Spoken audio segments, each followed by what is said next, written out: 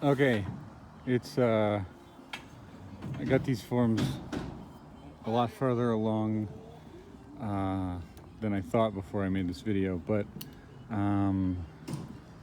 it's concrete tomorrow, and the guys are straightening out the walls and making sure that they're not curvy when we pour the concrete.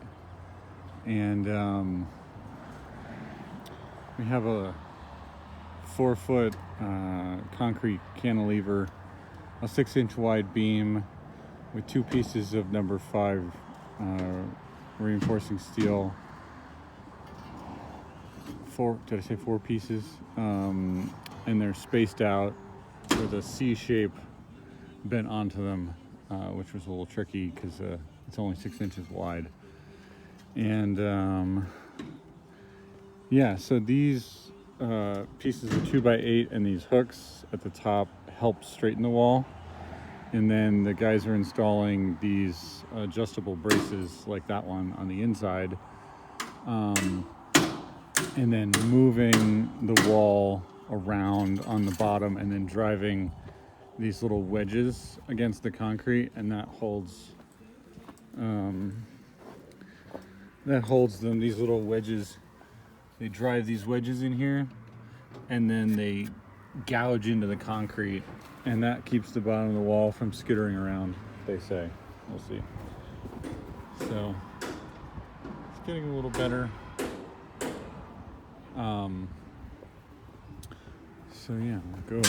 So this is one of the doors. Sorry about the banging noise.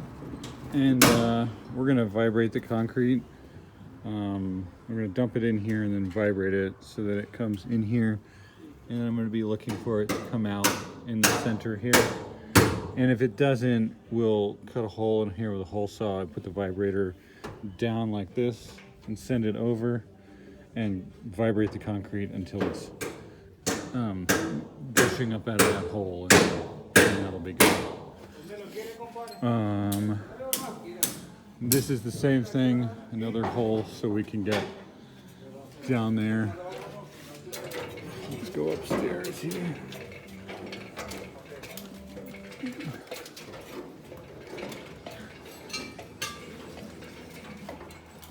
Okay, here's the top, and it's kind of big. So they've got a string line, a little pink string line running down there, and they're measuring 2 inches over to the wall, and then they're using this wedge to scoot the wall, in this case towards the outside.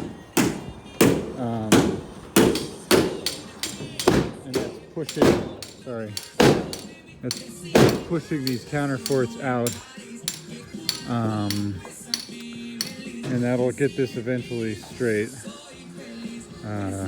Yeah, so this foam is the brick ledge, and the brick ledge is where we're going to set the floor trusses and the 24-inch glue lambs and LVLs that support the cantilever. They're going to sit in the pocket that's created once this foam has been removed. This is the sticky out cantilever part. It's going to stick out into the air, and then the reason this is happening is because the concrete that goes in here is displacing.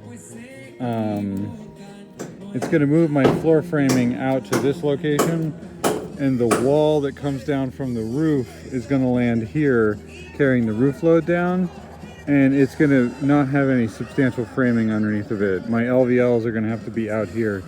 So we're canceling the LVLs and putting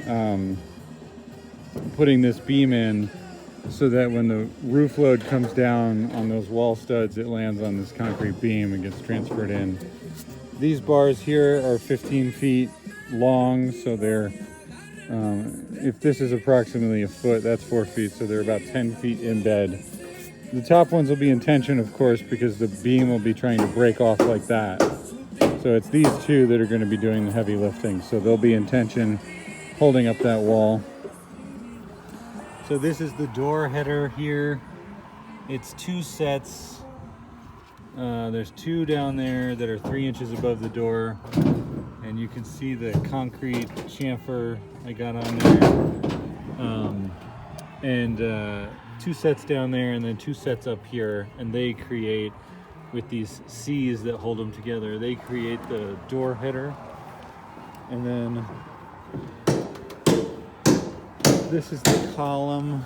I had to bend these hoops out of 3/8 number 3 bar in my workshop because their bender just wasn't able to create accurate bends.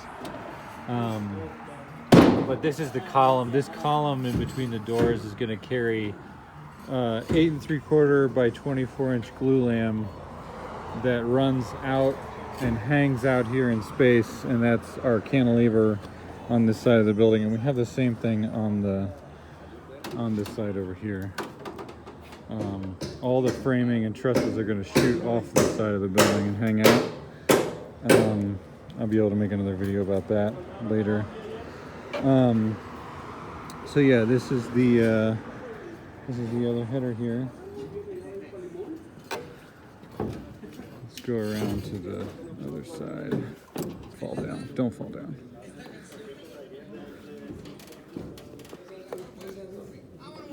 Sorry again about the banging. It's been 2 weeks of banging every day, all day. So this is one of the counterforts here. You can see the concrete stop here because the counterfort concrete is slightly lower than the top of wall here. So when we pour this tomorrow, they're gonna pour about 4 or 5 feet on the bottom, all the way around, in multiple concrete lifts, and that's to keep the concrete from exploding the form, because even though the forms are pretty robust, the weight of the concrete at the height that we're building is so great that it would still explode the form. And so we have to do these little elevation pours and then go all the way around the building and pour all the little counterforts and everything so that the concrete has time to solidify before we do the next rise. So it'll be little lifts at a time. So yeah, this is the brick ledge here. The last 10 feet, so from where he's standing, that part here, this is actually an outdoor patio. So there'll be 12-inch LVLs on a little slope here, a very slight slope, to make a patio roof. So when you're in the barn area here, it'll just look like a ceiling, but the last 10 feet is actually outside. So the center of that post right there is the end of the upstairs. And then the whole thing is cantilevered off that direction on those 2 sides, out there and out there. And yeah, so the board form runs all the way around. That was a lot of work. I hope it turns out good, because it was quite an effort. So they call this a UFER, I guess. It's the electrical bonding rebar, I think. My structural engineer calls it a UFER. I think it's a made-up word, but that's what they're using. So, but this one is 20 feet and it's tied into all the steel, so we'll be able to bond all of the reinforcing steel and the concrete electrically. So on the off chance that it became energized, it would be grounded. So on this section here, the concrete is going to flush out with the top of this brick ledge. I say brick ledge because that's what they call it, but it's actually not on the outside of the building. It's on the inside of the building because it's actually just a ledge for my framing. The concrete flushes out with this, and then at this point it starts a gradual rise. So the concrete is going to float out to this red line here. And this red line is a slight slope uphill right to here. So at this point here, this line represents the top of the wall on that side. And the patio, the way the elevation stack up works, it actually, the concrete is a little bit lower. We're ultimately going to pour a 4-inch concrete slab on top of this. But it was a lot of effort to get the board form all the way up to cover the outside of the framing that goes here. So we've got that slight slope that's going to run down. So when we pitch our roof down like this, the roofing will drain water away to the edge. Hopefully it won't be much water. Like, it'll only be just a drip here and there that actually seeps through the concrete or goes into some kind of a crack, because it's a concrete patio on top of the roofing, on top of our framing.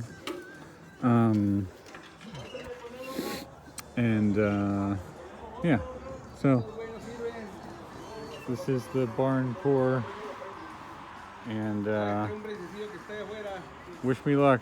Tomorrow's the concrete day, and it'll be pretty exciting. These guys are pretty excited. They do this every day, but this is an extremely tall pour.